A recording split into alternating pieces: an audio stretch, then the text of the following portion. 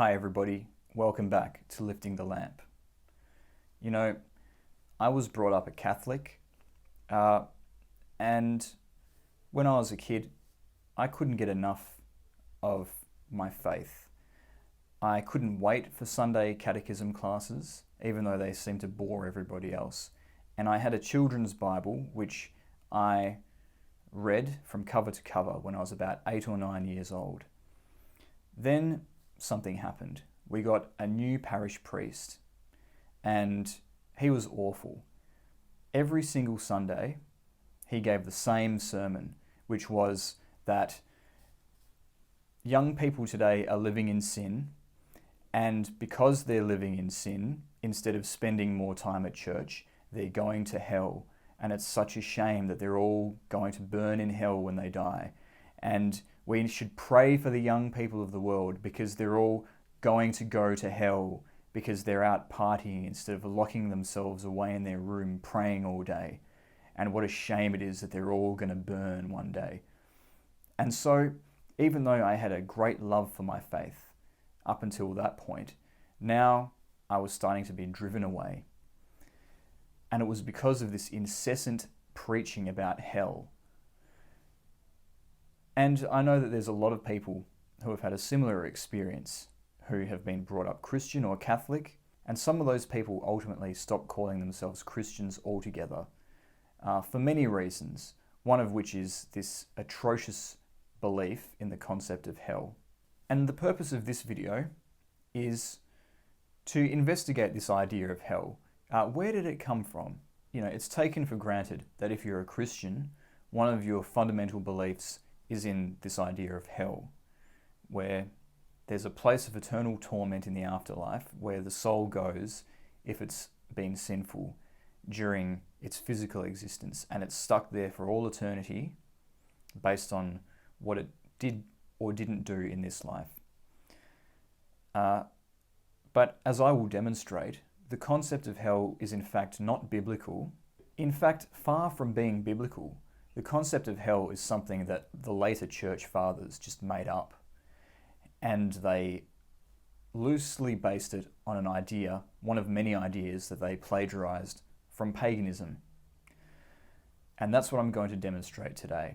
And the reason I'm going to do that is because a lot of people who have these negative experiences of the church, they abandon their faith altogether, and they can go one of two ways. One way is they become atheists, in which case they have no trouble dismissing the idea of hell outright because it's unscientific and there's absolutely zero evidence of its existence using the scientific method.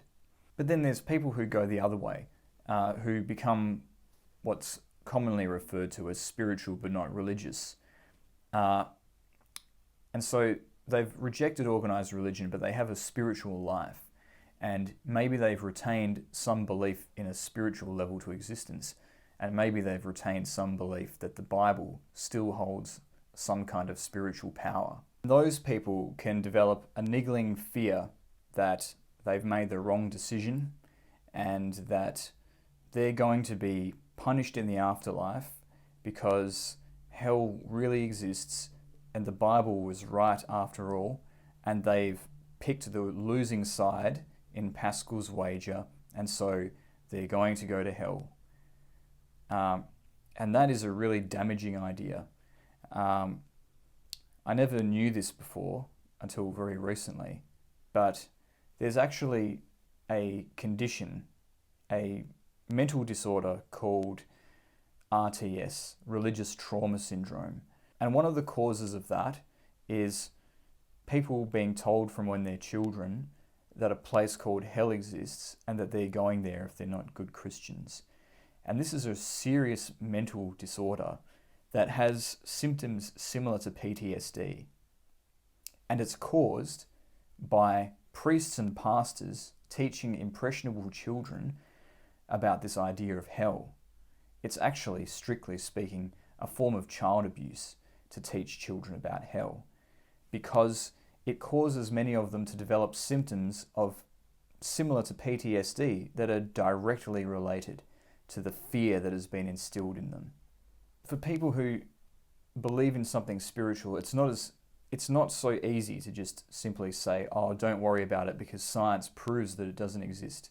For people like that, it's necessary to give a biblical explanation as to why hell doesn't exist, because then by using the very basis on which they believe in hell in the first place, you're helping those people to undermine that belief right from where it takes root, and then they can finally be free from that and start the process of recovering from that trauma and healing from the wounds inflicted upon them by the church.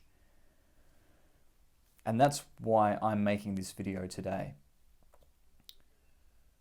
So let's look at what the Bible says about hell. Well, it doesn't really say anything. The term hell is taken from Norse mythology. It describes the realm of the dead, not a place of torment. And the only mention of any sort of afterlife realm in the Bible is in the Old Testament and refers to a place called Sheol, the realm of the dead, where people sort of float around like phantoms. But there's certainly no mention of a place of eternal torment where sinners go after they die. One biblical verse, or a couple of verses that are commonly said to be describing hell, are given in the New Testament when Jesus talks about the unquenchable fire, or the eternal fire, and the fires of Gehenna. And the clue to understanding what Jesus was really talking about here is in the name Gehenna. Gehenna was a literal dumpster fire in first century Judea. It was where people would go to throw their rubbish on this giant blazing heap in order to dispose of it. And so Jesus was using this fire of Gehenna as a metaphor for the sort of life that was in store for sinners. If you wanted to use a modern equivalent to what Jesus was saying, he was really saying that if you sin, then your life is going to be a dumpster fire. You're going to end up in the bin, having a life that is just trash. So that's really what he was saying. He wasn't, and sure, that's not really very nice, but it's not like threatening people with eternal torture. It's far from that.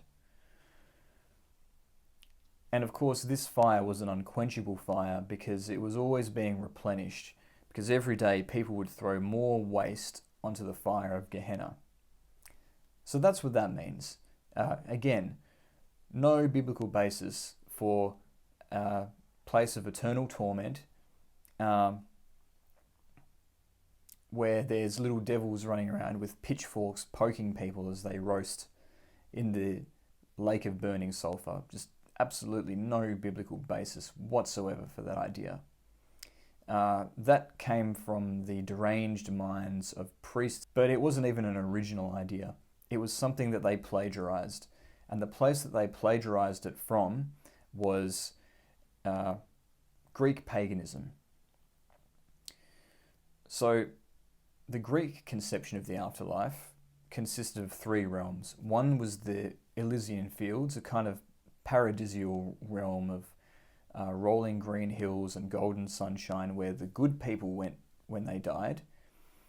The second realm was the realm of asphodel, a sort of grey, shadowy place where people existed as phantoms, similar to the Jewish idea of Sheol. And this was a kind of neutral realm for people that were neither good nor wholly bad in their life. And then the third place was Tartarus.